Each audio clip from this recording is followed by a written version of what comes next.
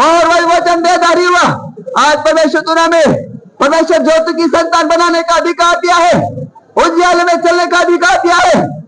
आशीषित परमेश्वर से मांगे प्रभु, तो आज के वचन के द्वारा प्रभु तू मुझे आशीषित कर, मेरे परिवार को आशीषित कर, तू मुझे अभिषेक कर, तू मुझे वरदानों से भर, तू मुझे सामर्थ्य से भर। मैं खाली नहीं रहना चाहता हूं परमेश्वर। मेरा वचन कहता है, तेरा वचन कहता है, क्या तुम नहीं जानते तुम्हारे देह पवित्र आत्मा का मंदिर है? क्या तुम नहीं जानते तुम्हारे देह परमेश्वर का मंदिर है?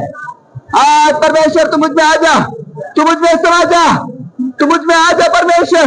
मैं मांगता हूं खुदा निस राजा, सारी कलीसिया अपने हाथों को उठा के आज मांगे, परमेश्वर देने के लिए तैयार है।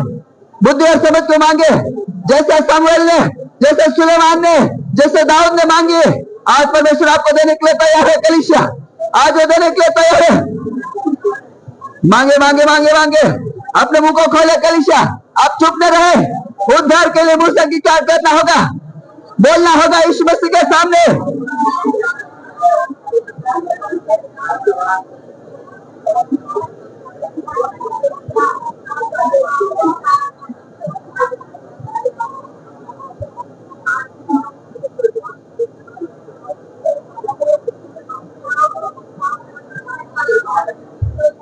खुदा बाप, हम आपका धन्यवाद करते हैं आज के दिन के लिए, आज के समय के लिए, आज की संगति के लिए परमेश्वर।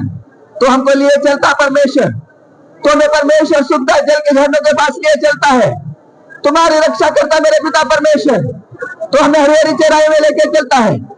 हे यहोवा परमेश्वर, चाहे हम घोर अंधकार की तराई में से होकर भी चले, तो भी हम किसी से ना डरेंगे, ना हम किसी से घबराएंगे, क्योंकि यहोवा परमेश्वर तूने कहा है, मैं तुझे छोड़ूंगा नहीं, मैं तुझे त्यागूंगा नहीं कहा है। तूने कहा है हर पल हर वक्त मैं तेरे साथ रहूंगा। तो परमेश्वर तूने कहा है, आज तो हमारे साथ है परमेश्वर। उसने कहा डरो नहीं, चुपचाप खड़े रहो, परमेश्वर के उद्धार के काम देखो। आज यीशु मसीह के नाम में आपकी जिंदगी में हो जाए कलीसिया, उद्धार के काम आप देखोगे, आप अभिषेक के कामों को देखोगे, बड़े चिन्ह चमत्कार को होता हुआ देखोगे कलीसिया, बड़े बड़े कामों को होता हुआ देखोगे कलीसिया।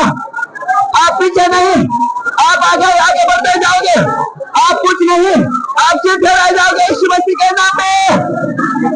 Hallelujah, hallelujah, hallelujah. हो जाएगा, हो जाएगा, हो जाएगा, हो जाएगा। यीशु मसीह के नाम में हो जाएगा, यीशु मसीह के नाम में हो जाएगा। आज आपने जो कुछ भी खोया है, परमेश्वर दुगुना भाग लौटाने के लिए तैयार है।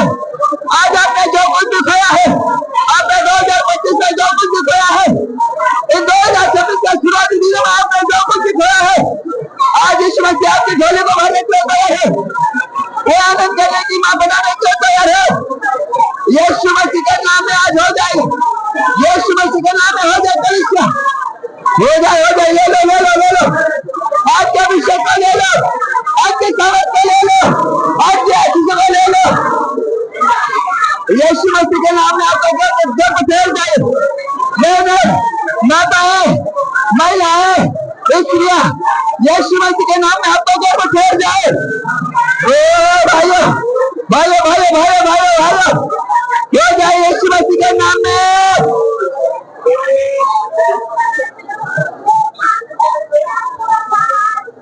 आपकी हर एक कमी घटी को यीशु मसीह के नाम में पूरी हो जाए। आपकी कमियां यीशु मसीह देख रहा है, आपकी कमजोरियों को देख रहा है, आपके रोने को देख रहा है, आपके दुख को वो देख रहा है, आपके अंदर की आत्मिक पीड़ा को वो यीशु मसीह देख रहा है कलीसिया। वो आपको रोने नहीं देगा। आने वाले दिनों में, आने वाले साल में कलीसिया, यीशु मसीह आपको रोने नहीं देगा। वो आपके अंदर आनंद को डालेगा, वो आपके अंदर शांति को डालेगा, वो आपके अंदर एक नई उम्र, एक नई हिम्मत, एक नई हौसला को लेकर आएगा कलीसिया। यीशु मसीह के नाम में आपके अंदर ऐसा ही हो जाए। खुदा बाप, आज के वचन को आपके हाथों में देते हैं। प्रभु आज हमसे बातें कर परमेश्वर, अपने वचन को भेज कर परमेश्वर। तुम्हारी बुद्धि को खोल, तुम्हारी समझ को खोल परमेश्वर। हम जैसे थे वैसे नहीं, लेकिन यीशु मसीह के नाम में बदल जाए।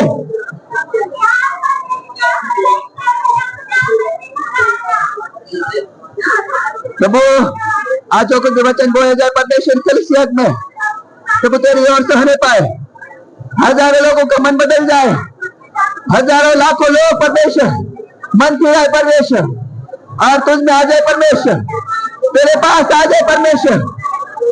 तेरा वचन कहता है अनंत जीवन की बातें तो तेरे पास है परमेश्वर। तेरा दास पौलुस कहता है जीना मसीह में, मरना मसीह में, चाहे हम जिए चाहे मरे, हम परमेश्वर के लिए करते हैं, हम परमेश्वर के लिए गवाह ठहरते हैं। आज खुदा बाप हम हर एक लोग प्रभु आपके हाथों में आते हैं परमेश्वर। जो इस धरती पर नहीं है वो भी प्रभु तेरे हाथों में है, वो अब्राहम की गोद में है परमेश्वर। हमेशा विश्वास करते हैं, सब कुछ आपके हाथों में देते हैं मेरे पिता। हमें बोलने की हिम्मत है याद है परमेश्वर। सारी कलीसिया को प्रभु तेरे पवित्र लहू में छुपाते हैं, ऐसा ही होने दे। दुआ यीशु मसीह के सामर्थ्य नाम से दुआ को मांगते हैं। सारी कलीसिया ऊंची आवाज में कहे, सारी कलीसिया ऊंची आवाज में कहे, सारी कलीसिया 7 बार ऊंची आवाज में कहे।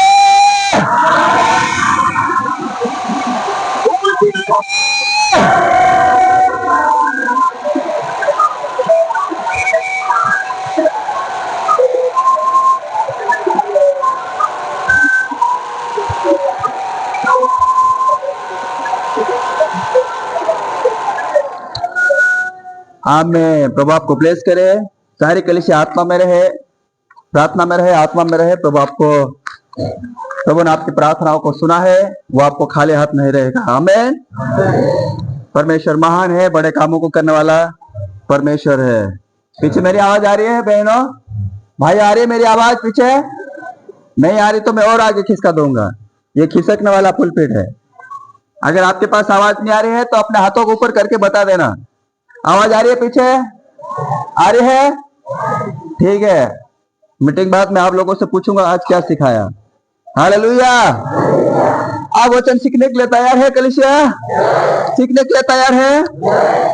मैं आपको कुछ बातें जो पहले मैंने आपको पिछले रविवार को बताई थी, मैं आपको कुछ बातों को मैं रिपीट करूंगा।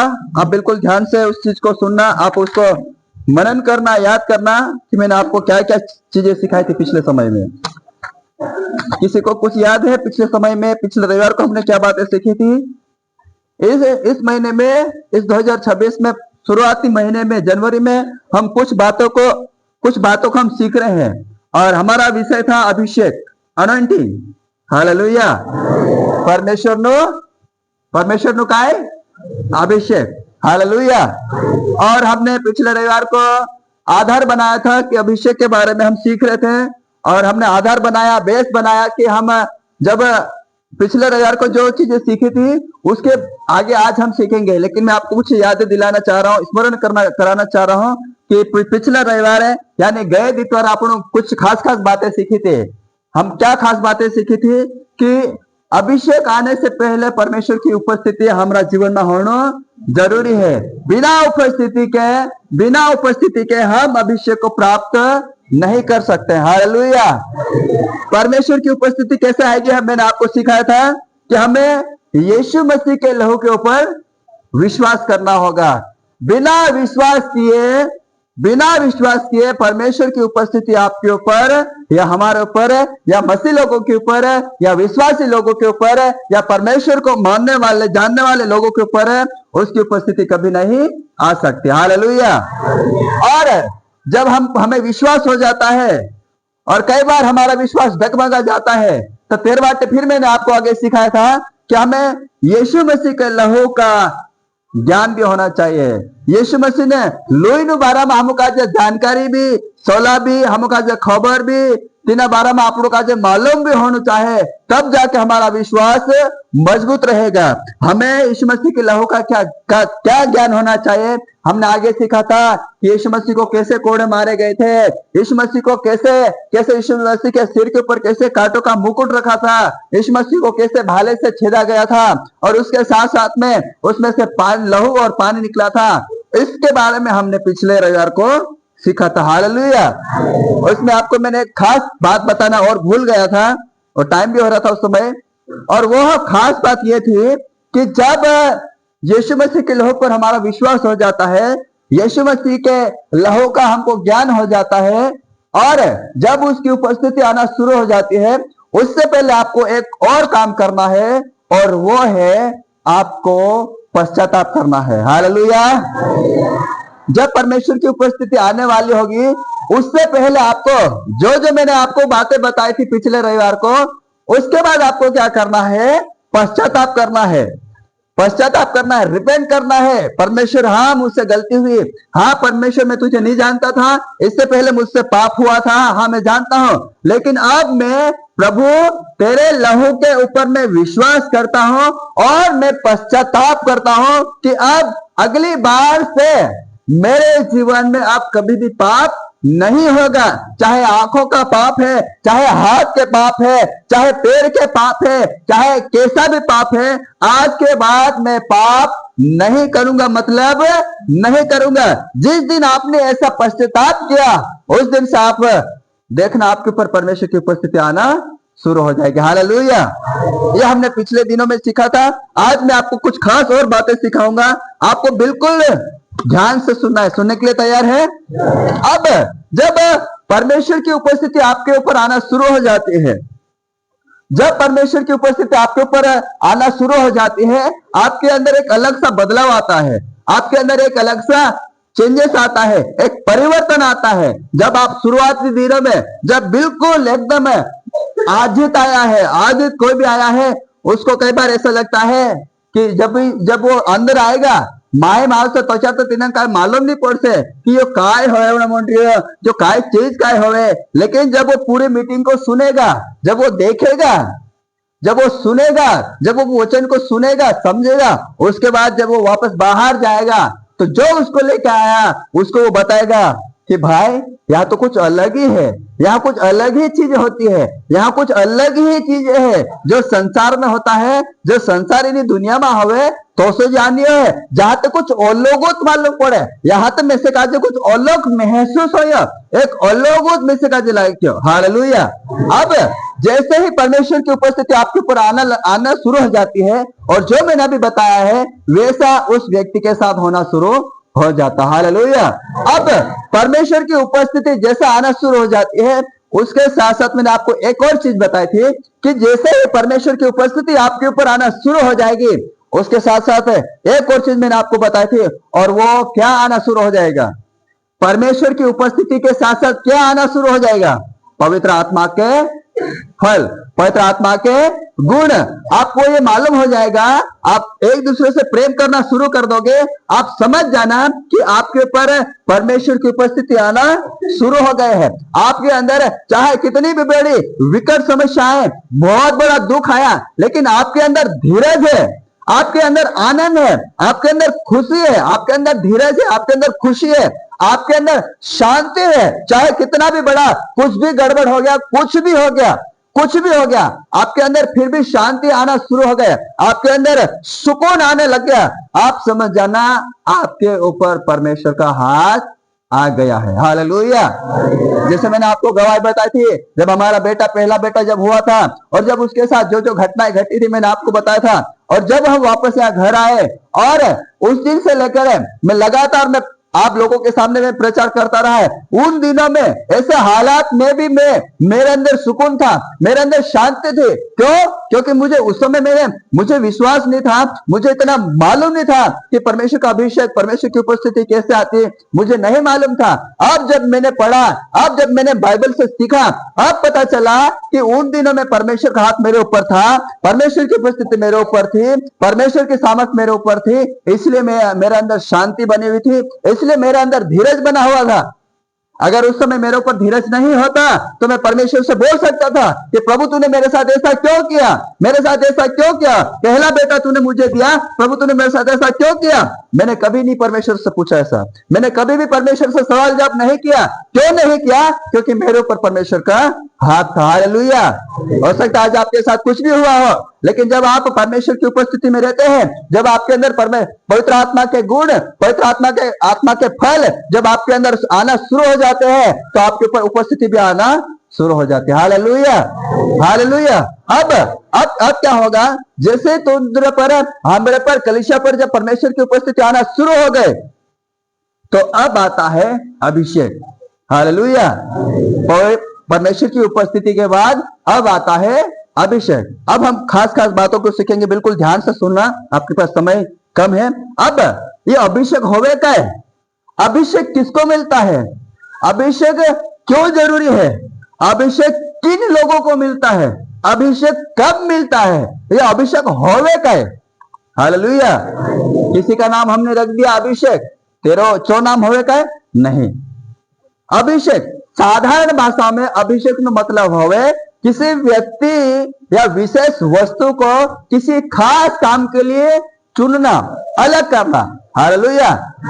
साधारण भाषा में किसी विशेष व्यक्ति का जे, विशेष मानुष का जे, खास मानुष का जे या कहाली चीज का जे खास काम करने वाटे तिनी काजे, तिना काम काजे, तिनी चीज काजे, तिना मानुष काजे अलग कर देना।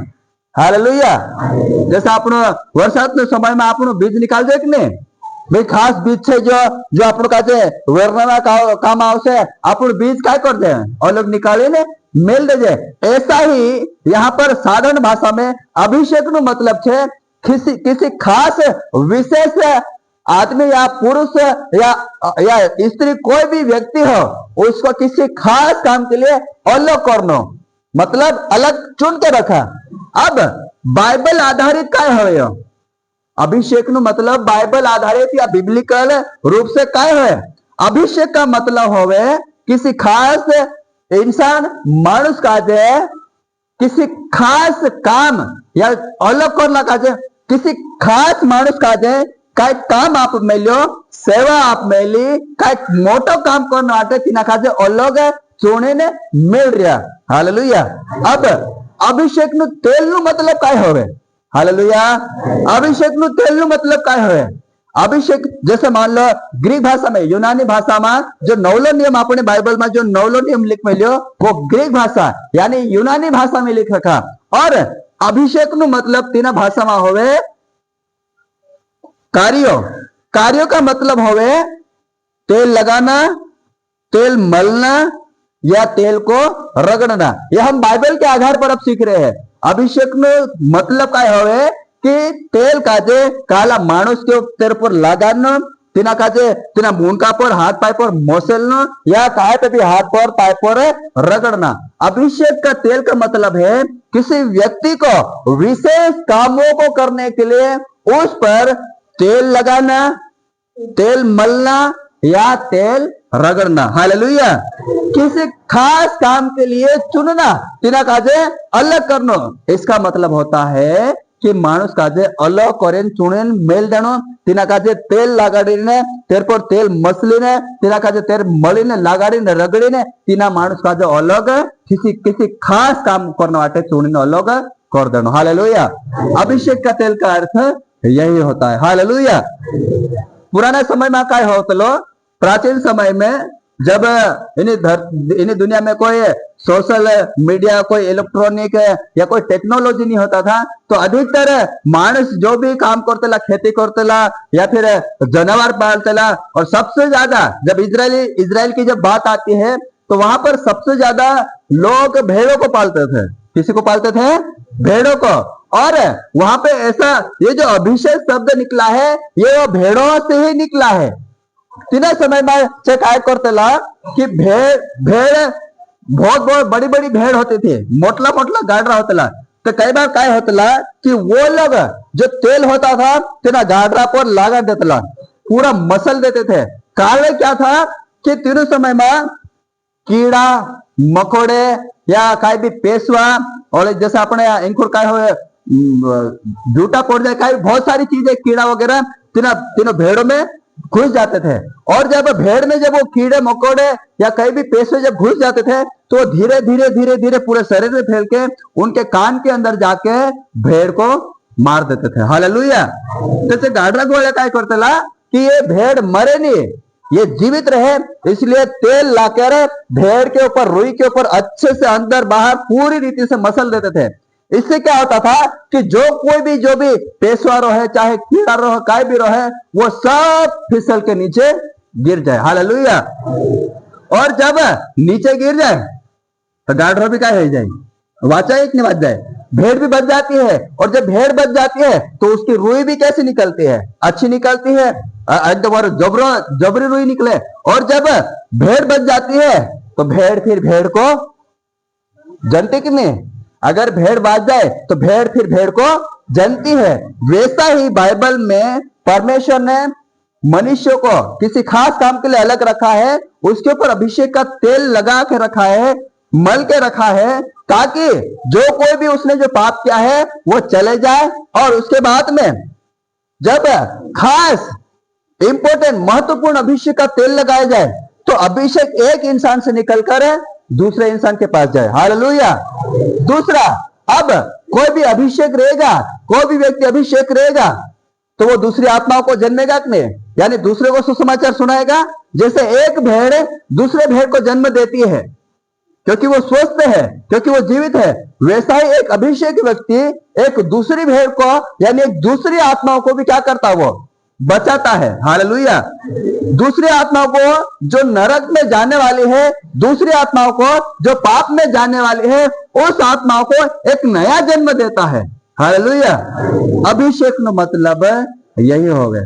साधारण भाषा में कहला मानुष काजे या कहले चीज काजे अलग करनो, बाइबल आधारित भाषा में कहला मानुष काजे अलग करीन तेर पर तेल लगाड़ीने खास काम करने वाटे चुने मेलनो। हालेलुया। हालेलुया। इसका मतलब होता है अभिषेक का। हालेलुया। अब जैसे मैंने आपको कहा कि सबसे पहले तो परमेश्वर की उपस्थिति आती है, अब परमेश्वर की उपस्थिति के बाद अभिषेक आता है। अभिषेक के बारे में हमने सीखा, किसी खास व्यक्ति को अलग करके रखा है, चुन के रखा है। बाइबल आधारित भाषा में हमने देखा कि किसी मनुष्य के ऊपर तेल लगाड़ीने तेल लगा के उसको तेल मल के लगा के रगड़ के तीना काजे खास काम करने वाटे और लोग कोरिने मिल दिया। जैसे भेड़ काजे गाडरा काजे तेल लगा दो, वार लगा दो, उसके बाद में उसको अलग किया है, उसकी रुई निकाल सकते हैं, फिर भेड़ को जन्म दे सकती है, ऐसा। हालेलुया। अब ये बाइबल के आधार पर अभिषेक किसको मिलता है, बाइबल के आधार पर अभिषेक किसको मिलता है। जैसे अपन सांसारिक भाषा में पछले रविवार को सीखा था कि जब राजा महाराज थे उस समय राजा का बेटा राजा, क्या कोई दूसरा बन सकता था क्या? नहीं बन सकता था। तो उस समय राज तिलक होता था, मैंने आपको पहले भी बताया था। लेकिन बाइबल में ऐसा नहीं है कि राजा का बेटा ही राजा बनेगा, ऐसा नहीं है। हम साउल और दाऊद के बारे में भी सुनते हैं। दाऊद कौन सा साउल का बेटा था? नहीं था ना, वो तो यीशु का पुत्र था। हालेलुया। अब ये जो अभिषेक करना है, ये अभिषेक किसको किया जाता है, या ये अभिषेक किसको मिलेगा? क्या बहन आपको मिलेगा? क्या भाई लोग आपको मिलेगा? क्या मुझे मिलेगा? ये किसको मिलेगा? हालेलुया।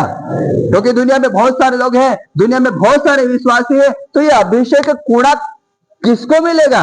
आप कोई तेरा कि परमेश्वर में से का चुनिन अलग कर रही हो, ये तो आपने बाइबल में से पढ़ के आपने बोल दिया, लेकिन आपको विश्वास भी है? क्या आपको भरोसा भी है कि आपको परमेश्वर ने अलग करके चुन के रखा है? क्या आपको विश्वास है?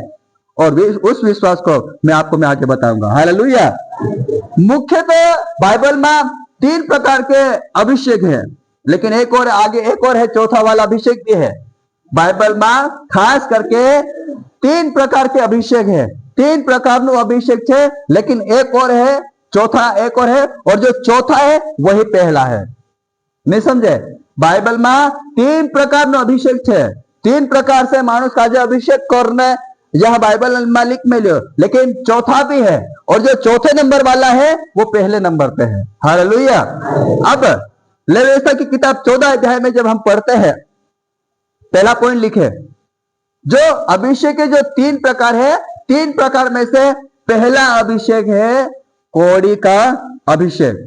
बिल्कुल आप ध्यान से सुने, पहला अभिषेक है कोड़ी का अभिषेक। और ये जो कोड़ी का अभिषेक है, ये जो कोड़ी का अभिषेक है, यह हर विश्वासी अनुभव करे। हर एक एक विश्वासी जो आज ही मीटिंग में आया है, जो पहली बार ही आया है, अभी ही 2-3 घंटा हिंतालुत होया है, वो इंसान पहली बार कोड़ी का अभिषेक अनुभव करता है। हालेलुया। जो कोड़ी का अभिषेक काय हुए, जो काल को हुए बाइबल में काय काय छे रो मतलब काय हुए?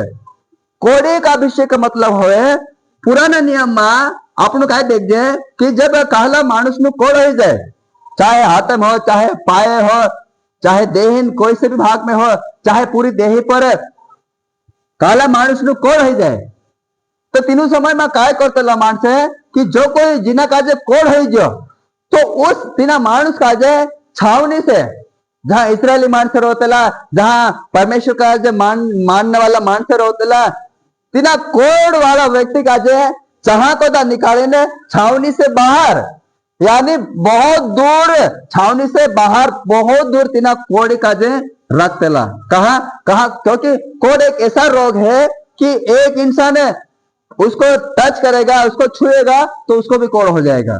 Hallelujah, hallelujah. एक इंसान से दूसरे इंसान में वो कोड़ जाता था, जिसके कारण काय करतेला चे मानसे जहां जे रोतेला, चाहे आपनो गांव को जे, गांव में को जा निकाली काय खुद बाहर सीवे थोड़ मार ले जाए ने तिंद्रे तीनों काजे रखतेला।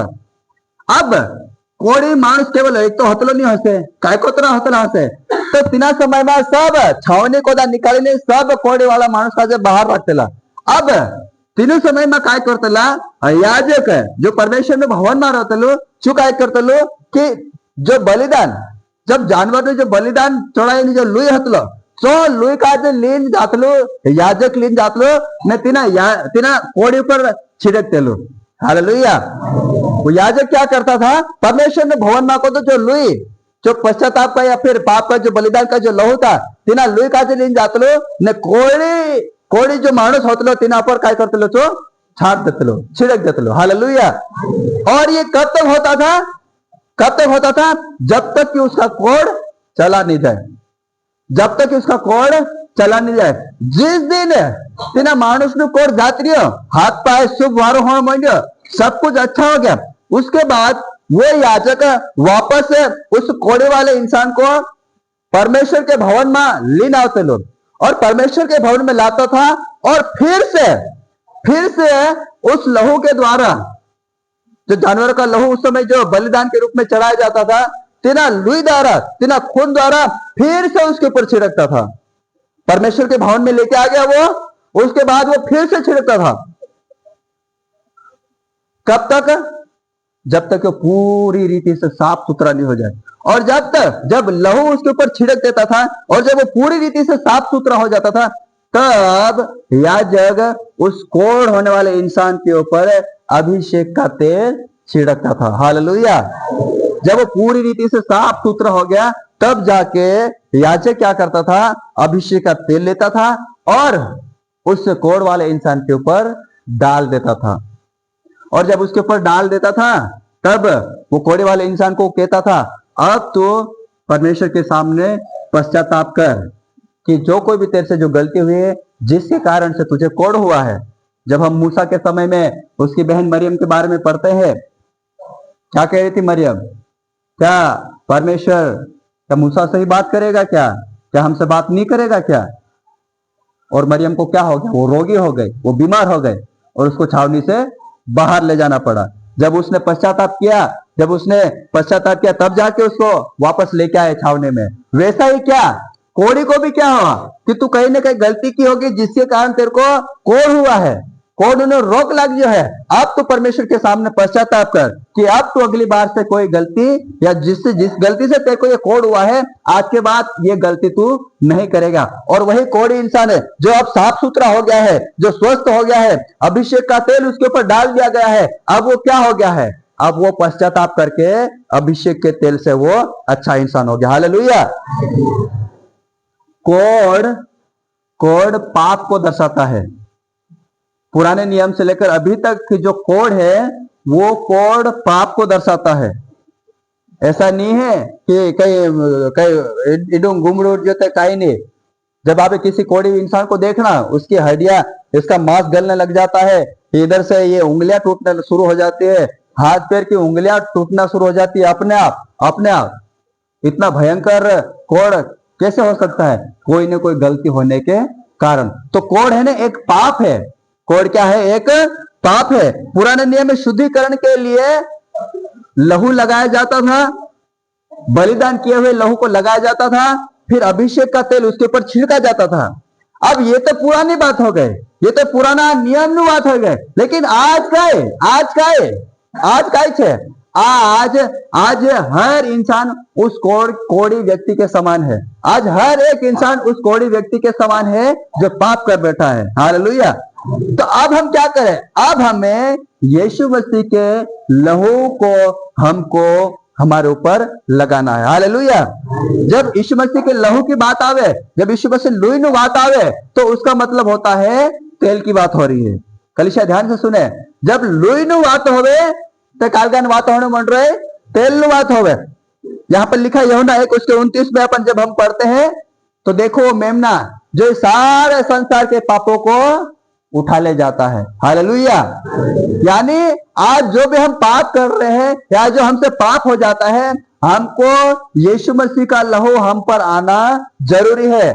लहू मतलब ये है कि वो उसका तेल हम पर होना जरूरी है। उसका तेल हम पर नहीं होगा तो आज भी हम पापी है। और ये जो मैं कोड़ का अभिषेक है, ये हर व्यक्ति अनुभव करे। जब मीटिंग में आवे उससे पहले वो कोड़ का पापी था, कोड़ था उसके अंदर, वो कोड़ी था। लेकिन जब वो यीशु मसीह के भवन में आता है, जब यीशु मसीह के पास में आता है, तब कोड़ी का अभिषेक उसके सिर के ऊपर आ जाता है। हालेलुया। इसलिए तो कई बार सामने से जब दुआ करता समय या कहीं प्रार्थना आराधना में आपको कई बार कहे कि यीशु मसीह का लहू मैं तेरे पर छिड़कता हूँ। खोजे कलीसिया खोजे नहीं, यीशु मसीह का लहू बहन मैं तेरे के ऊपर छिड़कता हूँ।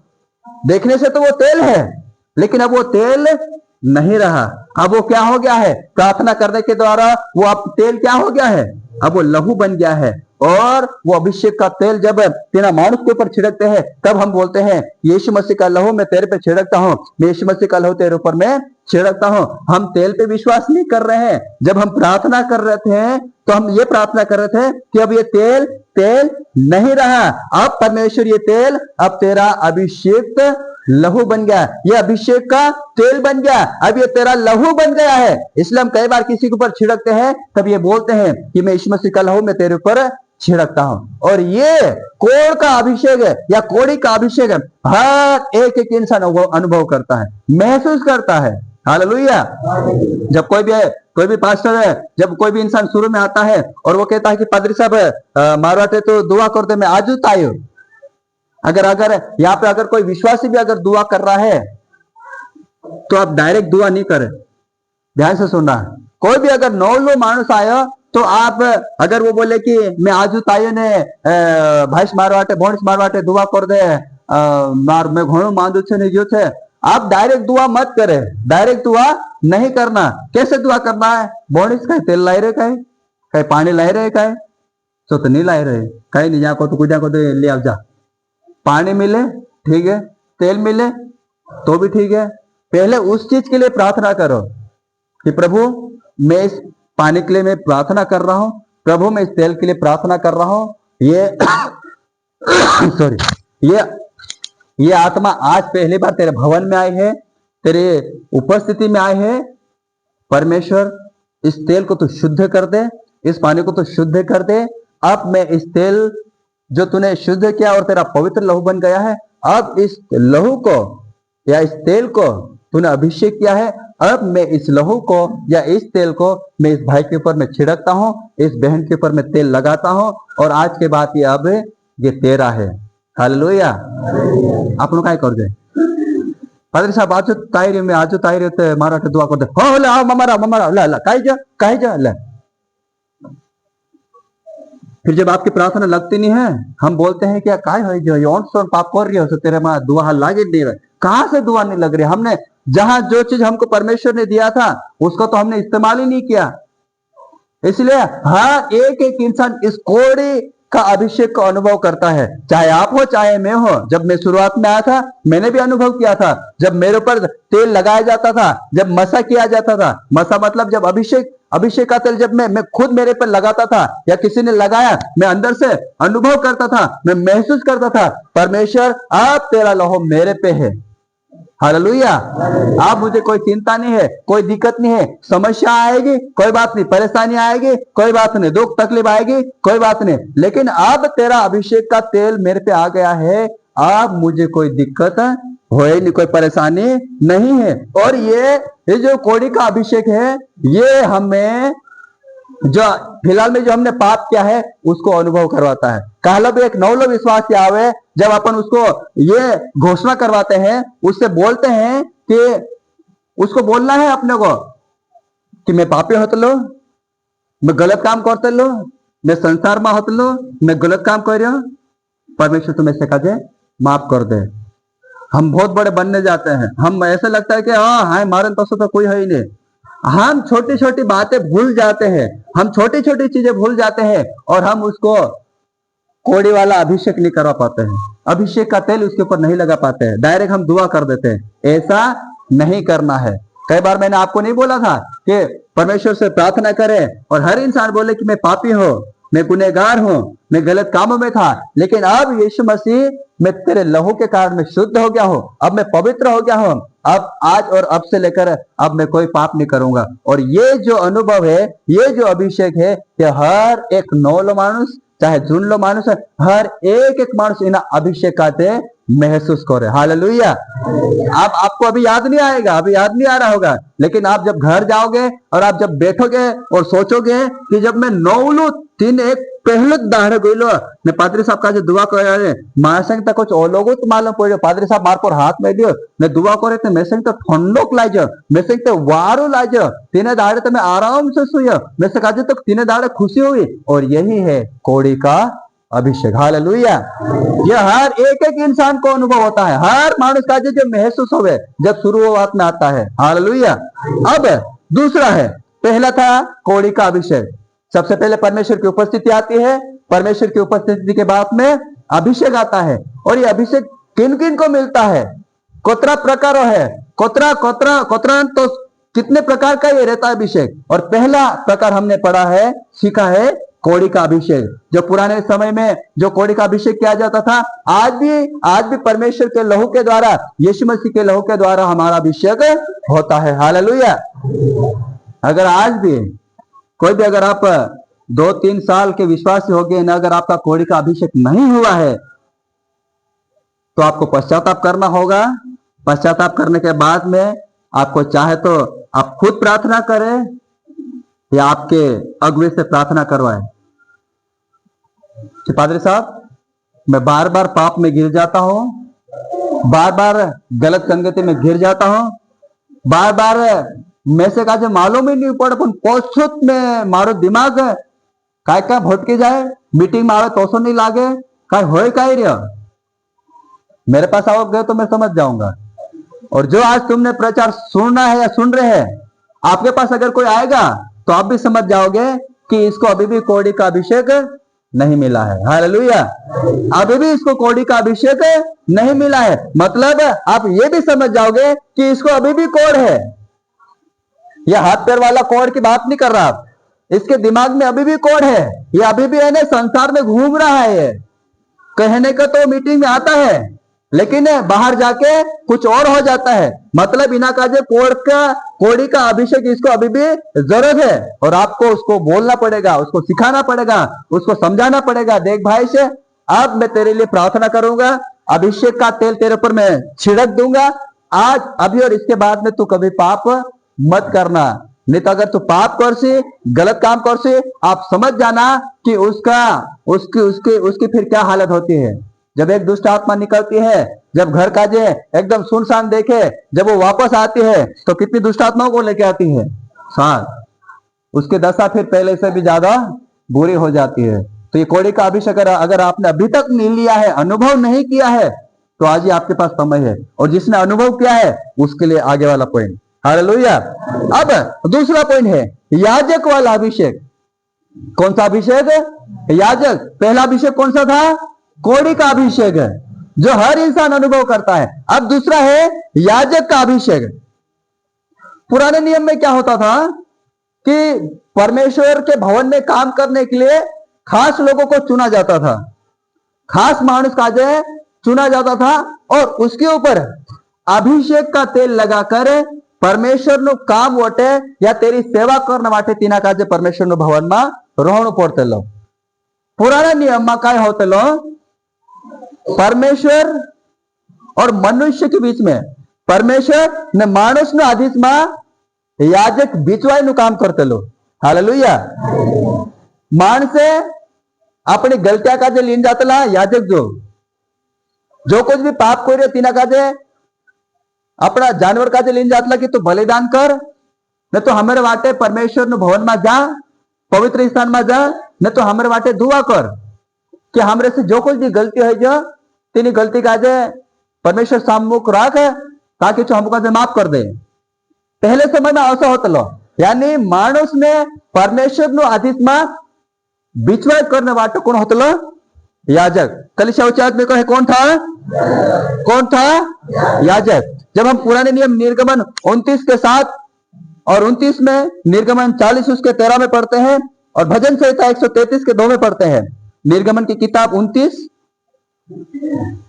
7 और 29, निर्गमन की किताब 40 उसका 13, और भजन संहिता 133 उसका 2 में जब हम पढ़ते हैं, यहां पर हारून और उनके पुत्रों का अभिषेक होता है। निर्गमन की किताब 29 उसका 7 और उसी का 29, किसी को मिला है तो पढ़े। निर्गमन 29 उसका 7 और 29, निर्गमन की किताब 40 उसका 13। तब अभिषेक का तेल ले उसके सिर पर डालकर उसका अभिषेक करना। 29 हारून के जो पवित्र वस्त्र होंगे और उसके बाद उसके बेटे पोते आदि को मिलते रहे, जिससे उन्हीं को पहनाने हुए उनका अभिषेक और संस्कार किया जाए। हालेलुया। जैसे मैंने आपको कहा कि याजक मतलब परमेश्वर में भवन में रहने वालों खास मानुष का जो उसका अभिषेक किया जाता था। यहाँ पर जब आप 29 के ये अध्याय 29 जहाँ पे लिखा उसके ऊपर अगर आप हेडिंग पढ़ेंगे तो वहां लिखा है हारून और उसके पुत्रों का याजक पद के लिए अभिषेक। हालेलुया। ये क्या होता था तीनों समय में? एक बिचवाई नु काम करते ला, जे आदमी या ये मानुष याजक के रूप में एक बिचवाई का काम करते थे परमेश्वर के बीच में और मानुष के बीच में। ये याजक के रूप में बिचवाई करते थे। जो कोई भी मानुष को होते कि मार से जो गलती है गई, मैं ये बलिदान लेना आयो तो तू याजक काय का काम कर, तू परमेश्वर न भवन पवित्र भवन में पवित्र स्थान में जा ने परमेश्वर सामूहिक हमारी दुआ काजे रख, और ये याजक ये काम करता था। तो यहाँ पर क्या लिख में लियो निर्गमन 29 उसके 7-29 में कि यहाँ पर तब अभिषेक का तेल ले उसके सिर पर डालकर उसका अभिषेक करना। अगर आप 29 में पढ़ेंगे तो हारून के जो पवित्र वस्त्र होंगे वह उसके बाद उसके बेटे पोते आदि को मिलते रहे, जिससे उन्हीं को पहने हुए उनका अभिषेक और संस्कार किया जाए। हालेलुया। ये याजक खास थे, ये लोग याजक खास थे।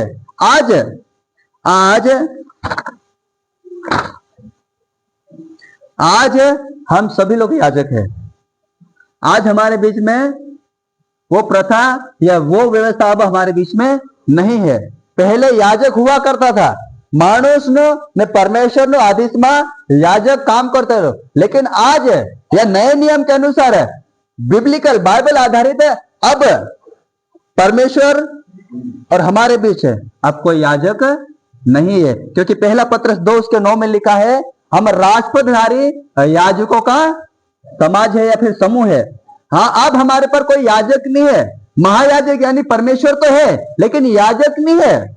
कलीसिया मैं याजक हूं, भाई लोग आप याजक है, बहन लोग आप याजक है। अब कोई भी हमारे बीच में नहीं रहा। अब हम डायरेक्ट परमेश्वर से बातें कर सकते हैं। अब हम परमेश्वर से डायरेक्ट प्रार्थना कर सकते हैं। अब हम परमेश्वर से डायरेक्ट जो कुछ भी हमारी गलती है, पाप क्षमा के लिए हम परमेश्वर से डायरेक्ट प्रार्थना कर सकते हैं। अब हमको याजक की जरूरत है, नए नियम, बाइबल आधारित नए नियम के अनुसार अब हमें याजक की जरूरत नहीं है। क्यों? क्योंकि अब हम खुद याजक है, क्योंकि लिखा है राजपदधारी याजकों का समाज हो, समूह तुम लो, कलीसिया तुम हो, कलीसिया तुम हो। अब हमारे बीच में कोई भी याजक नहीं है। हालेलुया। जब अपना आदित में कोई याजक नहीं है, हाय काय मानस रोयो ने, हम खुद याजक है, तो हमरो काय काम से थे। हालेलुया। पहले याजक होतला ते माणसे ने काय भी समस्या, काय भी दुआ, काय भी प्रार्थना लेन परमेश्वर ने भवन में जातला। लेकिन हाय याजक ने पद रहे ते व्यवस्था है आपनो मानजे ने नए नियम के अनुसार हाय आपनो ही राजपदधारी याजकों का समूह, हाय आपनो समूह छे, हाय आपनो ही समाज छे, हाय आपनो ही याजक छे, तो हाय आपनो काय काम छे। हालेलुया। तीनों समय में तो तीनों काम होतले कि दुआ का जलीन जानो, बलिदान का जलीन जानो। लेकिन आज हम वो व्यवस्था नहीं मानते हैं। आज हम किसी जानवर के लहू को ले जाके परमेश्वर के भवन में लेके नहीं आता है। क्या कोई ऐसा है? क्या आज तक आप 20 साल, 25 साल, 30 साल हो गए हैं, क्या आज कभी भी आपने देखा है कि मीटिंग शुरू होना हो रही है तो मैं बुकरो लीन जामने तमारिश में होते हैं काय को स्कूल पादरी साहब उबरो से चाहे नाग भी ऐसा है क्या इधर? अभी है क्या कलीसिया? अब वो व्यवस्था नहीं है। क्यों वो व्यवस्था इसलिए नहीं है क्योंकि अब हमारे लिए एक ही बलिदान हुआ है, और उसका नाम क्या है? उसका नाम क्या है कलीसिया? उसका नाम क्या है कलीसिया? Hallelujah, hallelujah, hallelujah. अब याजक हाय आपण याजक है, बहन लोग आप याजक है, भाई लोग आप याजक है, हम याजक हैं, सभी याजक हैं। जितने भी यीशु मसीह के ऊपर विश्वास लाते हैं या विश्वास करते हैं, हर मानुष याजक है। आज आपको पादरी साहब का फूल लगा नहीं कौन पड़े, पादरी साहब काय करो मैं यीशु मसीह से काय करो, दुआ करो काय? पादरी साहब क्या बोलेगा? कहीं नहीं बोल सकते वो। क्या आप मेरे को बोल सकते कि भैया काय करो मारे जीजी समस्या अच्छे थे, मैं काय यीशु मसीह का जो दुआ करें काय कहो कि नहीं कहो? तो आप लोग मेरे को फोन लगा के बोलोगे क्या? नहीं बोल सकते। क्यों? क्योंकि अब आप और मैं क्या हो गया? अब क्या हो गया है कलीसिया? अब याजक बन गए हैं। अब हम उस समय के जैसे जो लोग थे, अब वो लोग नहीं रहे। उस समय के याजक नहीं रहे। अब हम परमेश्वर और डायरेक्ट हम याजक हो गए हैं। हमारे ऊपर जो परमेश्वर है वो महायाजक है, और हम वो इस धरती पर याजक है। अब हमारे बीच में कोई भी नहीं है, हमारे बीच में करने वाला एक ही है, और वो है पवित्र आत्मा। हालेलुया। इसके अलावा हमारे बीच में कोई कर नहीं कर सकता है। अगर आप किसी को बोल रहे हैं कि पादरी साहब मैं यीशु मसीह से बात करना ही रहता है, क्या करो, बात करो कि नहीं करो? कहीं ऐसा सुना है क्या? सुना है क्या? अगर ये याजक का पद नए नियम में नहीं होता तो आज ये प्रथा, ये रीति अभी भी चलती है, पर हम वो व्यवस्था अब नहीं मान रहे। हालेलुया। अब ये आज की तारीख में जो हम याजक है, अब हमारा क्या काम है? पहले तो हम बलिदान चढ़ाते लुई लीन जातला, जानवर का जो बलिदान करते, लेकिन आज हम क्या करें? आज हम क्या बलिदान चढ़ाएं? आज न तारीख में या नए नियम के अनुसार है, या बाइबल बिब्लिकल आधारित पर नए नियम के अनुसार है, आज हम क्या बलिदान चढ़ाएं? सीधी सी बात है, धन्यवाद का बलिदान आता है। दुआ करो कि नहीं करो कलीसिया? धन्यवाद का बलिदान चढ़ाते हैं आप, स्तुति रूपी बलिदान चढ़ाते हैं, परमेश्वर ने स्तुति करो। आराधना रूपी बलिदान चढ़ाते हैं कलीसिया, आराधना करो। रविवार के अलावा भी आप आराधना करते हैं घर में, रविवार के अलावा भी आप घर में प्रार्थना करते हैं। प्रार्थना रूपी बलिदान हमको चढ़ाना है, धन्यवाद का बलिदान चढ़ाना है, स्तुति रूपी बलिदान चढ़ाना है। अगला, हमें परमेश्वर की महिमा का प्रचार करना है। ये हम बलिदान चढ़ा रहे हैं अब। हालेलुया। अब हम किसी जानवर का लहू ले जाके बलिदान नहीं चढ़ा रहे हैं। अब हम आत्मिक रूप से, हम आत्मा से परमेश्वर के सम्मुख जा रहे हैं और हम बलिदान चढ़ा रहे हैं। स्तुति रूपी हम रोज स्तुति करते हैं, हम आराधना करते हैं, उसका बलिदान चढ़ा रहे हैं, हम धन्यवाद का बलिदान चढ़ा रहे हैं, हम प्रार्थना का बलिदान चढ़ा रहे हैं। साथ ही साथ हम परमेश्वर की महिमा, जो परमेश्वर ने हमको इस बाइबल में दिखाया है कि परमेश्वर ने कितने बड़े बड़े काम किया है, लाल समुद्र को 2 भाग किया है, परमेश्वर ने इजरायलियों को कैसे छुड़ाया है, उसके चिन्ह चमत्कार जो परमेश्वर इस धरती पर किए हैं, उसकी महिमा का प्रचार हम दुनिया में लेके जाते हैं। क्या आप प्रचार नहीं करते हैं? क्या आप लोगों को नहीं सिखाते हैं? क्या परमेश्वर के बारे में आप लोगों को नहीं बताते हैं?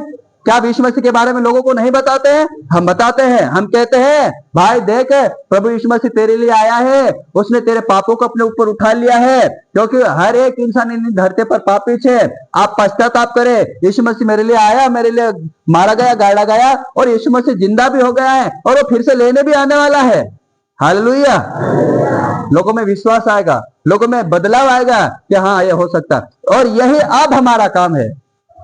अब हमें है ना कालक बुकड़ा ने कुकड़ा ने गाडर लावी ने मुंह को काटे नहीं खुर लोही चौड़ाने काम अब नहीं है।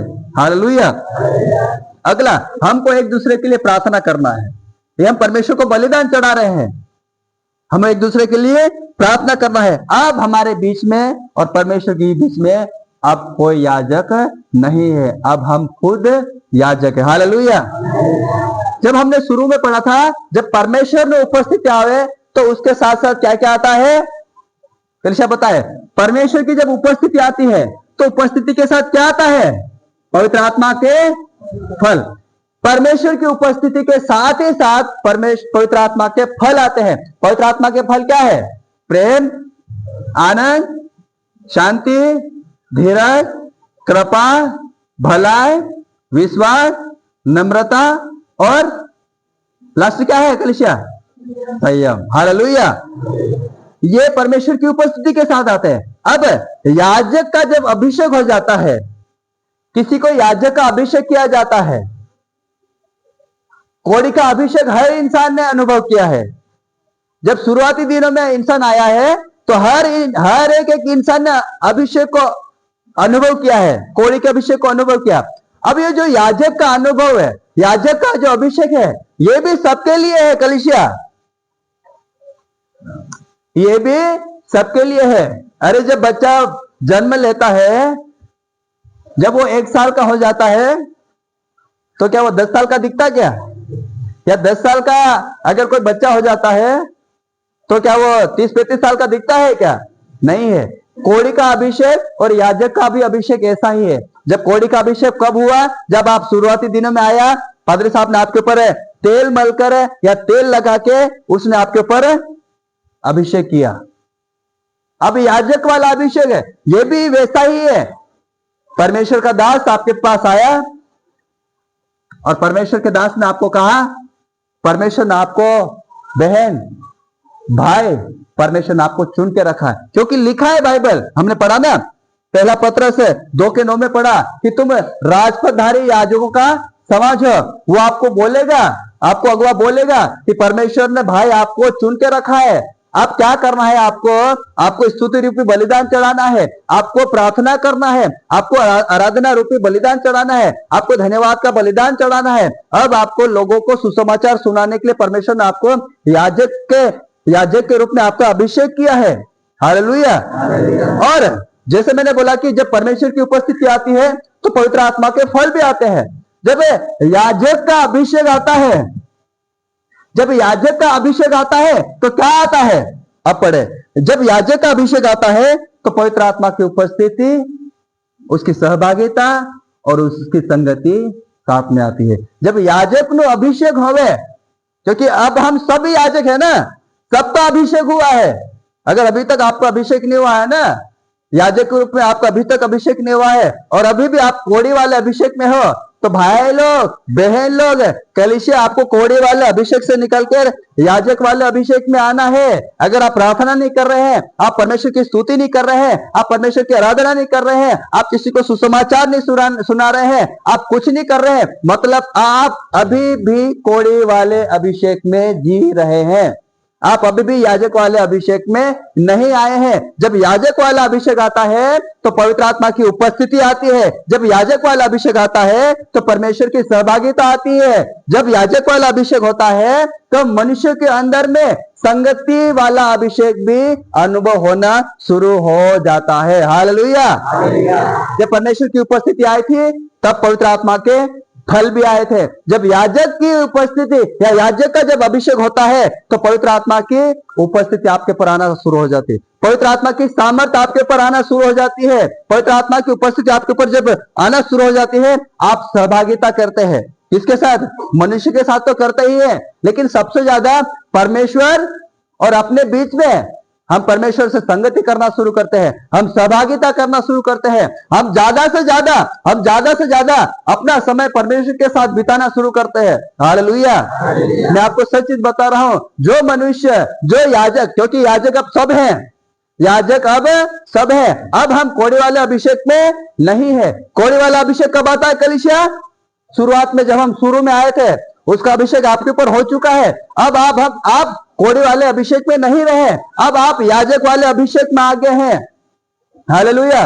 और जब याजक वाले अभिषेक में आगे हैं तो अब हमें परमेश्वर से सीधा संबंध बनाना है, परमेश्वर से सीधा रिश्ता बनाना है। जो इंसान है, जो विश्वासी, जो याजक सबसे ज्यादा परमेश्वर के साथ संगति करता है, चाहे उठते बैठते हो, चाहे घूमते फिरते हो, हर समय हर वक्त उसकी धुन परमेश्वर की ओर से रहती है। खाना खा रहा है, धन्यवाद करते हुए गीत गाते हुए भी खाना खा रहा है। कोई काम कर रहा है, इसलिए मैंने आपको पहले भी बोला था, चलते फिरते हर समय परमेश्वर की आराधना करते रहो। और आज ये चीजें साबित हो रही है आपके बीच में। जो इंसान लगातार स्तुति करता रहता है, आराधना करता रहता है, परमेश्वर से प्रार्थना करता रहता है, और वही है, और उसी के ऊपर याजक वाला अभिषेक आता है। हालेलुया। अगर आप सबसे ज्यादा परमेश्वर के साथ संगति कर रहे हैं, आप बाइबल पढ़ रहे हैं, आप प्रार्थना लगातार कर रहे हैं, अपना काम कर रहे हैं, हाँ वो तो कर ही रहे हैं, लेकिन साथ ही साथ अगर आप लगातार प्रार्थना कर रहे हैं किसी व्यक्ति के लिए, किसी पास्टर के लिए, किसी कलीसिया के लिए, किसी देश के लिए, किसी बीमार व्यक्ति के लिए, किसी परिवार के लिए, किसी विधवाओं के लिए, किसी अनाथ बच्चों के लिए आप लगातार प्रार्थना कर रहे हैं, लगातार परमेश्वर की आराधना कर रहे हैं, लगातार परमेश्वर की स्तुति कर रहे हैं, आप लगातार हर एक दिन धन्यवाद किए बगैर आप सोते नहीं है, धन्यवाद का बलिदान आप लगातार चढ़ा रहे हैं, आप समझ जाओ आपके ऊपर कौन सा वाला अभिषेक आया है। कौन सा वाला अभिषेक आया कलीसिया? कौन सा वाला अभिषेक आया है? क्योंकि याजक वाला अभिषेक जब आपके ऊपर आता है तो पवित्र आत्मा की उपस्थिति आपके ऊपर आना शुरू हो जाती है। फिर आप दाएं बाएं नहीं देखते हैं, आप है ना लोगों का जो विरोध होता है आप वो नहीं देखते हैं। आप जब कलीसिया में आते हैं, आप जब नाचते हुए झूमते हुए जब गीतों को गाते हैं, जब आप प्रार्थना करते हैं, आप दाएं बाएं नहीं देखते हैं। क्यों नहीं देखते हैं? क्योंकि अब आपके ऊपर परमेश्वर यानी पवित्र आत्मा की उपस्थिति आना शुरू हो गए हैं। हालेलुया। आपके अंदर फिर शर्म नहीं रहती है। परमेश्वर आपके नाम धराई तभी दूर करेगा जब आपको याजक वाला अभिषेक मिलेगा, तभी। नहीं तो आज भी कई लोग प्रार्थना करने में शर्माते हैं। हमारे बीच में फलाना फलाना भाई दुआ करेंगे, तू कर दे, तू कर। वो होता कि नहीं होता? हमारे बीच में फलाना फलाना इंसान गीत गाएगा। क्या है ये? कौन सा वाला अभिषेक में जी रहे हैं ये? कौन सा वाला अभिषेक में जी रहे हैं? कोड़े वाले में। चलो आज तो है ना वहां दुआ करना जा जाए, काला का दिली जा, मैं संग गीत भी नहीं गाता आवड़े ने, दुआ करता भी नहीं आवड़े, काला का दिली जा, तू ले जा गए। हम कौन सा वाला अभिषेक में जी रहे हैं? कोड़े वाले में। मतलब अभी भी हमारे ऊपर याजक वाला अभिषेक नहीं है। हालेलुया। याजक वाला अभिषेक आता है तो पवित्र आत्मा की उपस्थिति आती है, परमेश्वर की संगति आती है और सहभागिता आती है। इसलिए जब मीटिंग खत्म होती तो क्या कहते हैं? परमेश्वर का प्रेम, यीशु मसीह का अनुग्रह और पवित्र आत्मा की सहभागिता हमारे साथ जब तक यीशु मसीह का दूसरा आगमन नहीं हो तब तक होती रहे। हालेलुया। याजक वाला अभिषेक वाला इंसान है ना, उसको दुनिया से कोई मतलब नहीं है। कोई घटना घट गए, कुछ गलत हुआ, उनसे कोई मतलब नहीं रहता है। क्यों? क्योंकि जब उसके ऊपर परमेश्वर की उपस्थिति आती है तो परमेश्वर की उपस्थिति के साथ साथ पवित्र आत्मा के फल भी आते हैं। जब याजक वाला अभिषेक आता है या याजक वाला अभिषेक किसी के ऊपर किया जाता है तो उसके साथ साथ में पवित्र आत्मा की उपस्थिति आती है, उसकी संगति आती है और उसकी सहभागिता आती है। घर में खाने को नहीं है, उसको चिंता नहीं है, परमेश्वर कैसे भी करके मैं काम करूंगा, बाहर थोड़ा काम करूंगा, परमेश्वर दूना देगा, दुगुना देगा। हालेलुया। उसको किसी प्रकार की कोई चिंता नहीं रहेगी। और ये वेरी इंपॉर्टेंट है, याजक वाला अभिषेक। और आज भी मैं सबको नहीं बोल रहा हूँ, हर विश्वासी को नहीं बोल रहा हूँ, लेकिन आज भी कई लोग है ना कोड़ी वाले अभिषेक में अभी भी जी रहे हैं। कोड़ी वाले अभिषेक से निकलो कलीसिया, याजक वाला अभिषेक लो, याजक वाली सामर्थ्य लो। अगर आप याजक वाली सामर्थ्य या याजक वाले अभिषेक में आप नहीं हो, इसका मतलब आप अभी भी कोड़े वाले अभिषेक में हो। और कोड़े वाला अभिषेक में हमेशा हमें नहीं रहना है, वहां से निकलना है और याजक का अभिषेक हमें लेना है। हालेलुया। मैं आपको थोड़ा सा और समय लूंगा, जल्दी में खत्म करूंगा। याजक वाले अभिषेक में आपको क्या करना होगा? पुराने नियम में जैसे मैंने आपको कहा कि याजक काय करतेला, भवन में जातला, परमेश्वर ने भवन में जातला ने प्रार्थना करतेला।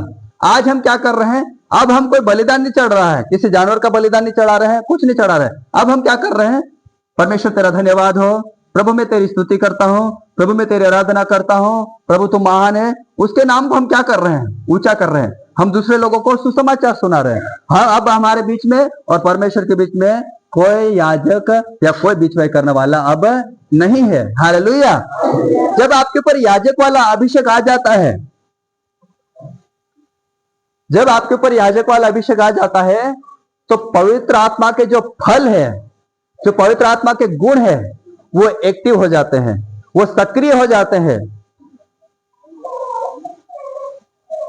किसी ने आपको कुछ बोल दिया, ए तू तो गधा है, वो वाली बात आ गई आपस, तू तो गधा है, उसके अंदर धीरज है। थोड़ी देर खड़ा होना। इसको मैंने बोला तो गधा है, क्या है? गधा है, लेकिन इसके ऊपर याजक वाला अभिषेक है। कौन सा वाला अभिषेक है? याजक वाला अभिषेक है। तो पवित्र आत्मा के गुण, पवित्र आत्मा के फल इसके अंदर एक्टिव हो जाएंगे, सक्रिय हो जाएंगे, काम करना शुरू हो जाएगा। अगर पवित्र आत्मा के गुण या फल इसके अंदर एक्टिव हो गए तो ये कोई जवाब नहीं देगा। मैं इसको कितना भी बोल लूं, तू गधा है, हंसी आ रही है। अगर इसके अंदर पवित्र आत्मा के फल एक्टिव नहीं होते तो इसको क्या आता? अभी गुस्सा आता। अगर पवित्र आत्मा के फल अगर तुम्हारे अंदर एक्टिव नहीं होते हैं, याजक वाला अभिषेक अगर तुम्हारे अंदर नहीं होता है, तुम गधे हो, तो क्या आता? गुस्सा आता। लेकिन आया क्या? तुम गधे हो, तुम गधे हो, नहीं आया ना? इसके अंदर क्या हो गया? धीरज आ गया, धीरज आ गया। मैं नहीं हूं भाई, तू कितना भी बोल ले, मैं नहीं हूं। पवित्र आत्मा के फल एक्टिव होना, सक्रिय होना शुरू हो जाएंगे, क्योंकि अब हम याजक वाले पद पे आ गए। जब आपके ऊपर याजक वाला अभिषेक आ जाएगा, आपके अंदर शांति बनी रहेगी। आप किसी से तू तड़ाका करके भी नहीं बोलोगे, किसी की बेइज्जती भी नहीं करोगे, किसी की नाम धराई भी नहीं करोगे। अब आपका संबंध परमेश्वर से जुड़ जाएगा। जब आपका संबंध परमेश्वर से जुड़ जाएगा, आप फालतू की प्रार्थना भी नहीं करोगे। परमेश्वर कोलन अवश्य ही जाए। लोग बोलते हैं मैं तो कभी ऐसी प्रार्थना नहीं करे, उसका ना ऐसा घर नाश हो जाए, उसका जानवर बीमार पड़ जाए, उसका वैसा है जाए वैसा। आपकी प्रार्थना ऐसी अब नहीं होगी। यहां तक कि याजक वाला अभिषेक आपके ऊपर आ जाएगा, आप बिना वजह से, बिना मतलब किसी जोर जोर से प्रार्थना भी नहीं करोगे। परमेश्वर ऐसे हिलते लोग, हिलते कि नहीं हिलते? जबरदस्ती। बहनें माफ करना, अधिकतर बहनें है ना, अब यहां तो ऐसा नहीं होता है, कई बहनें ऐसी होती है कि उनके ऊपर से घूंघट भी उड़ जाता है, कहां उठनी कहां गई, और फिर सिर चारों तरफ घुमाते हैं। जो मीटिंग में जो पहली बार आया वो तो डर के मारे दूसरी बार आएगा ही नहीं। हमें ऐसी प्रार्थना नहीं चाहिए, कलीसिया को ऐसी प्रार्थना परमेश्वर को नहीं चाहिए। बिना वजह से जोर जोर से चिल्लाने वाली प्रार्थना नहीं चाहिए। जिसके ऊपर याजक वाला अभिषेक आ जाएगा, वो शांत होकर परमेश्वर की संगति में बैठेगा, पवित्र आत्मा की उपस्थिति में बैठेगा, और वो शांत, बिल्कुल साइलेंट होकर परमेश्वर से, आराम से परमेश्वर से प्रार्थना करेगा। चाहे वो घर में हो, चाहे वो कलीसिया में हो। अभी तो इधर थोड़ा कम हो गया है हम वो मंडली में, शुरू शुरू में जब मैं विश्वास में, पक्का विश्वास में नहीं था, जब मैं वो उधर होटल पे बैठा रहता था, यहाँ पे बहुत सारी बहनों की रोने की आवाज आती थी, इतनी जोर से कि क्या बताए। आपको क्या परमेश्वर ऐसा आपको आत्मा ऐसा कायल करता क्या कि भाई आप तो घर से दूल्हा आया है घर पे मेरे यहाँ, अब वो तो मेरे को लेके चले जाएगा तो रो दूं, ऐसी आवाजें आती है और आप उसको आप प्रार्थना कह रहे हो। ऐसी प्रार्थना परमेश्वर को नहीं चाहिए। और आवाज भी कैसे निकालते हैं, मैं इधर आवाज नहीं निकालूंगा, कैसी आवाज निकालते हैं, जैसे कि आप दुल्हन को विदा करने वाले हैं, दुल्हन वापस जाने वाली है, अगर बाई चांस अगर दुल्हन नहीं रहे तो कोई चिमटी खोल के रुला देता है, रो नहीं तो गड़बड़ हो जाएगा, तो वो और ज्यादा श्रोती है। ऐसा ऐसा इधर नहीं करना है कलीसिया। परमेश्वर अगर आपको वाकई में रुला रहा है ना, जब मैंने पहली बार जब प्रचार किया था, जब मैंने कलीसिया में पहली बार प्रचार किया था, मुझे नहीं मालूम कितने लोग यहाँ पर थे, इतना मालूम है कि मनीष की मम्मी यहाँ बैठी है, मैंने उनको ही देखा था। जब मैंने पहली बार प्रचार किया था, वो लोग जो उस समय जो आए थे, वो लोग, उनको मालूम है मैं किस तरह से रोया था परमेश्वर के सम्मुख। बहुत आत्मा ने ऐसा कायल किया था मेरे को। इसलिए बाइबल बोलती है कि जिसके कान है वह सुन ले कि आत्मा कलीसियाओं से क्या कहती है। जब आप याजक वाला अभिषेक जब आपको मिल गया ना, तो याजक वहां परमेश्वर के भवन में जाके जोर जोर से चिल्लाता नहीं था, जो कुछ भी प्रार्थनाएं होती थी वो ले जाके सम्मुख को वो बलिदान रख देते थे और परमेश्वर से कहते थे कि परमेश्वर इनसे जो कुछ भी गलती हुई है परमेश्वर तो इनको क्षमा कर दे, तो इनको माफ कर दे। ऐसा थोड़ी कि याजक परमेश्वर घोंट से मोटी पोलान गलती है तू माफ कर दे रे, ऐसा होता था नहीं। आज आप जो भी परमेश्वर से आप प्रार्थना कर रहे हैं, आप बिना वजह से बिना कारण से शोर ना करे, परमेश्वर के सम्मुख में बैठे उससे प्रार्थना करे। क्यों परमेश्वर के सम्मुख में शांत होके आराम से होके बैठना है? क्यों? क्योंकि जब आप बिल्कुल आराम से बैठोगे, आराम से परमेश्वर से बैठ के प्रार्थना करोगे, तो बाइबल बोलती है जिसके कान है वह सुन ले कि आत्मा कलीसियाओं से क्या कहता है। हम अपनी धुन में सिर हिला रहे हैं, अपनी धुन में हाथ पैर हिला रहे हैं, पवित्र आत्मा तो कहना चाह रहा है, पवित्र आत्मा तो कुछ सिखाना चाह रहा है, परमेश्वर का आत्मा तो हमें कुछ सिखाना चाह रहा है, लेकिन हम उसकी आवाज सुन नहीं पा रहे। जब हम आवाज सुन नहीं पा रहे हैं तो याजक वाला अभिषेक भी हमारे लिए व्यर्थ है। Hallelujah, hallelujah. इसलिए आप जब भी आप घर में, ठीक है, यहाँ हम सभी लोग आते हैं, सभी लोग बैठते हैं, इसलिए सबकी आवाजें फैल जाती है, लेकिन आप घर में शुरू में मैं भी ऐसे ही प्रार्थना करता था। मेरी मम्मी को अच्छे से मालूम है, उन्होंने एक बार बोला भी था मेरे को, तेरी आवाज उधर आश्रम तक जाती होगी, तो क्यों चिल्लाता है इतना जोर से। जब बाद में जब मैं बाइबल पढ़ते गया तब मेरे को समझ में आ गया, तो सही बोला है। तो अब मैं आराम से बैठ के प्रार्थना करता हूँ और परमेश्वर मुझे बहुत सारी बातें सिखाता है, क्योंकि बाइबल बताती है जिसके कान है वो सुन ले। आत्मा यानी पवित्र आत्मा कलीसियाओं से, यानी हम जो है उसकी कलीसिया है, हम उसके जो याजक है, उससे वो क्या कहता है। और अब जब मैं परमेश्वर के सम्मुख में बैठता हूँ और जब मैं बाइबल पढ़ता हूँ तो परमेश्वर मुझसे बातें करता है, और वही परमेश्वर आपसे भी बातें करेगा। करेगा कि नहीं करेगा? मैं पिछले दिनों में एक भाई को कल परसों बता रहा था कि बाइबल बताती है कि इस धरती पर यीशु मसीह के नाम के अलावा और कोई नाम नहीं दिया गया है। क्या यह सच है? सच है कि नहीं है? और पवित्र आत्मा ने मुझे पता कैसे बताया, अरे सच में परमेश्वर यीशु मसीह के अलावा कोई नाम दिया ही नहीं इस धरती पर। कोई दिया क्या? क्या किसी में किसी का नाम यीशु है क्या? है क्या? बता, किसी का यहोवा है क्या? क्योंकि यीशु मसीह के अलावा कोई और नाम दिया ही नहीं है। क्या किसी दुनिया में किसी से सुना है कि इसका नाम यीशु है? क्या आया क्या कहीं? बाइबल में एक ही बार आया, उसके बाद कहीं आया ही नहीं। क्या किसी ने किसी पिताजी ने अपने बेटे का नाम यीशु रखा क्या? क्या किसी ने रखा कि यार मेरे बेटे का नाम यहोवा रख लेता हो? रखा है क्या? क्योंकि यीशु मसीह के अलावा कोई नाम दिया ही नहीं है इस धरती पर। और ये किसने सिखाया मेरे को? किसने सिखाया? पवित्र आत्मा ने। हो सकता है मैं उस समय जोर जोर से यीशु मसीह के अलावा कोई नाम इस धरती पर दिया ही नहीं है, तो पवित्र आत्मा की आवाज में सुन सकता था क्या? नहीं सुन सकता था। आज आपने पहली बार ये चीजें सुनी होगी कि सच में यीशु मसीह के नाम के अलावा कोई नाम ही नहीं दिया है। अरे एक बाप एक माँ अपने बेटे का नाम भी नहीं रख सकता है, क्योंकि यीशु मसीह का नाम इतना पवित्र है, इतना चोखा है कि पुराने नियम में यहोवा का नाम लेना ही बहुत बड़ी चीज होती थी। पूरे बाइबल में यहोवा नाम, यहोवा शब्द 7,000 बार लिखा हुआ है। और हर एक एक बार जब यहोवा शब्द लिखा जाता था, हर बार उस पेन को जिससे लिखा जाता था उसको तोड़ देते थे। हालेलुया। क्यों? क्योंकि परमेश्वर का नाम इतना पवित्र है, यहोवा नाम इतना पवित्र है कि उसको कोई ले नहीं सकता।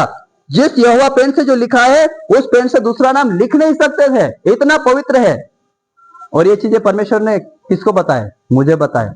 वो चीज आपको नहीं बता सकता क्या? परमेश्वर बता सकता कि नहीं? बता सकता है। इसलिए बाइबल बोलती है यीशु मसीह के नाम के अलावा इस धरती पर, इस पृथ्वी पर और कोई नाम नहीं दिया गया है। हालेलुया।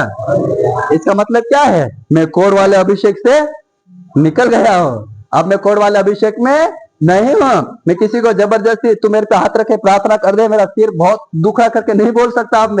अब मैं खुद परमेश्वर से प्रार्थना कर सकता हूं।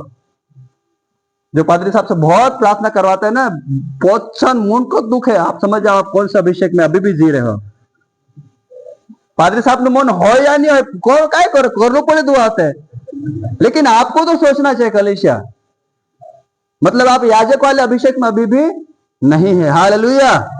आपको कोढ़ वाले अभिषेक से निकलना है, आपको याजक वाले अभिषेक में जाना है। और याजक वाले अभिषेक में जबरदस्ती परमेश्वर से भयंकर ऊंचे आज में ऐसा करके नहीं, लेकिन शांत होकर परमेश्वर से बातें करना है। क्योंकि जब याजक वाला अभिषेक आएगा, याजक वाले अभिषेक के साथ में पवित्र आत्मा की उपस्थिति आएगी, पवित्र आत्मा की संगति आएगी, पवित्र आत्मा की सहभागिता आएगी। और जब ये चीजें आएगी, जब याजक वाले अभिषेक में ये चीजें आएगी, आप सोचो जो उपस्थिति जब आपके ऊपर आई थी, जो पवित्र आत्मा के गुण आए थे, आपके अंदर एक्टिव होना शुरू हो जाएंगे। आपके अंदर सक्रिय होना, आपके अंदर काम करना शुरू हो जाएंगे। हालेलुया। आज आपके लिए बस इतना ही है। अब हम अगले रविवार को सीखेंगे। मन तो नहीं हो रहा होगा कि नहीं जाए पादरी साहब, पर हम भी टाइम से बंधे हुए हैं। एक और चीज बताऊं, परमेश्वर ने एक और चीज मुझसे बातें की है। कब? जब मैं परमेश्वर से प्रार्थना कर रहा था। बताओ 2 मिनट, बताओ। कई बार हमारे अंदर सवाल आता है कि आदम हवा पाप और करियो तो परमेश्वर इन्हें का जो मारे का नहीं, मैं दूसरा आदम बना देता। आता सवाल? अगर नहीं आया होगा तब आएगा, पर इसका आंसर नहीं बताऊंगा अभी मैं।